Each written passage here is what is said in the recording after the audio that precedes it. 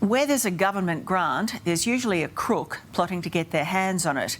In this case, police are tracking hundreds of millions of dollars in emergency handouts, including the JobSaver subsidy. Sean found out about his fraudsters the hard way. I'm appalled at what I see is the management of taxpayers' dollars and how I've been treated individually. We have more than 8,000 suspect transactions to track down.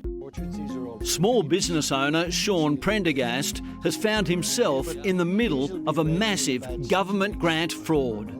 My initial instinct was, my goodness, I've done nothing wrong. For the Blue Mountains cider brewer, it all began late last year. Sean's business, Bilpin Cider, had been receiving the pandemic JobSaver grant, allowing him to hold on to his staff. During the June COVID lockdown, my business at the cellar door was closed. So we were losing upwards of $150,000 a month through revenue there. So the company was receiving about $9,000 a month. Then in October, something unusual happened. Well, initially, when the amount was lodged on the 11th and it was withdrawn on the 12th of October, my initial thought was there's a fraud perpetrated on my company. Sean contacted his bank, which explained it was a legitimate withdrawal made by the depositor.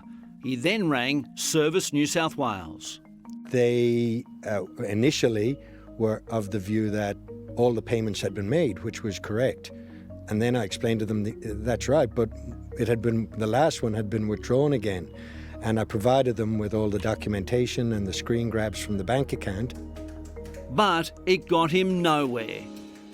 The last I heard from them back in the end of November was that they accepted that situation and the money would be repatriated. Now, since then, I've heard nothing, and I still haven't had that amount, that last JobSaver sum put back in my account. So I guess Services New South Wales have been less than cooperative. That's an understatement. Then the fraud squad came knocking. They wanted me to confirm that I was the owner of a business with an ABN that was aligned to Bilpin Cider, which I did. And then they explained that money had been fraudulently obtained using that ABN by individuals that I was required to sign off that I had no knowledge of. Right. So Sean contacted a current affair. We've discovered there's a state crime strike force codenamed Sainsbury, specifically set up to investigate frauds totalling at least $22 million in grants from the government. Assistant Commissioner Stuart Smith. It has 33 investigators, analysts, and there are fraud investigators from Service New South Wales and some analytical teams that are working together to focus on what we suspect is large fraud in amongst the micro grant business grants that were offered out by New South Wales government. When the strike force began, were you surprised by the magnitude of the number of frauds coming across their desk? There are people in the thousands. So in terms of the theft of identities, which often lead to fraud, often lead to access to government funds or redirected funds from small business, they would be in the thousands, if not hundreds of thousands. The frauds are not only targeting pandemic grants, but any government handouts issued in natural disasters, such as the 2020 Black Summer bushfires. There's $11 billion tied up in bushfires, flood relief, micro grants, small business grants. It seems Sean's case is just the tip of the iceberg. Look, in terms of what is a growth industry, unfortunately, online fraud revolving around identity theft, the seizing of personal records of others, for the purpose of fraud, this kind of fraud, it's $850 million it costs the taxpayers a year.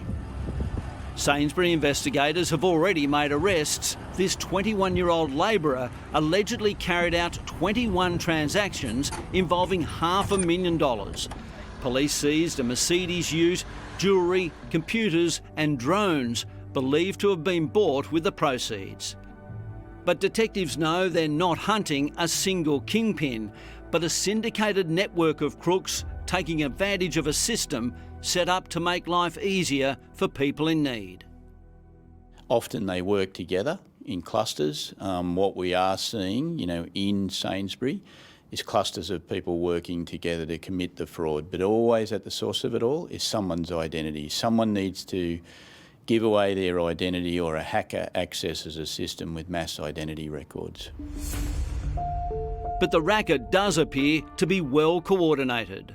Well, what we've seen with this emerging industry, illicit drug trade, is there's no hierarchical, violent organisation or group controlling it. It's just a lot of people who are advising each other on the method to commit these frauds.